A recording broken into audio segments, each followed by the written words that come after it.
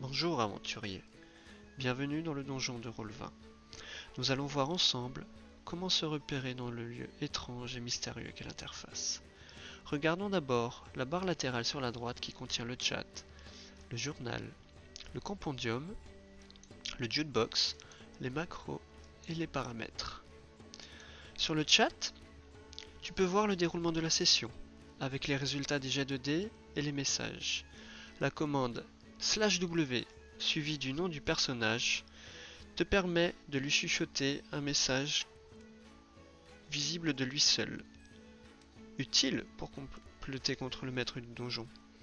A noter que tu peux taper la commande /WGM pour chuchoter de la même manière au maître du donjon.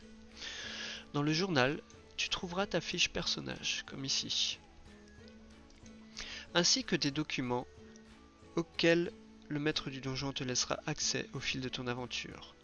Tu peux trouver ici des points de règle qui n'apparaissent que pour toi et sont donc consultables à tout instant.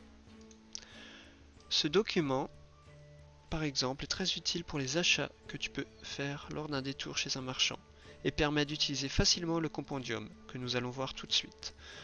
Le compendium est une source de savoir bien souvent sous-estimée. C'est là notamment que tu trouveras des renseignements sur les sorts, les objets, des éléments du lore et plein d'autres choses.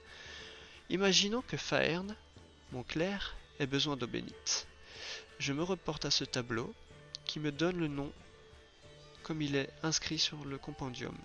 Une fois que je le tape dans la barre de recherche, il apparaît ici dans les objets et je n'ai plus qu'à le saisir et le dropper dans la fiche de mon personnage.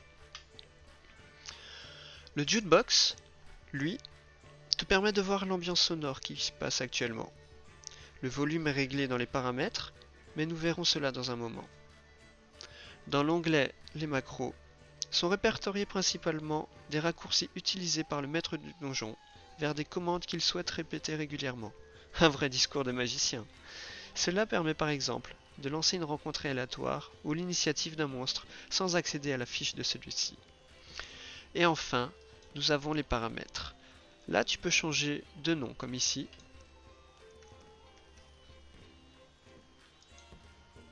Et l'on peut voir le changement qui s'effectue sur ce petit liseré. Tu peux régler le volume principal de la musique et même faire apparaître des dés en 3D en cochant ces cases-là. Mais attention, cela nécessite un matériel correct. Tu peux choisir de faire apparaître l'avatar de tes aventuriers en sélectionnant cette icône et décider de leur emplacement. Tu peux aussi régler les paramètres audio et vidéo en fonction du support utilisé par le maître du donjon.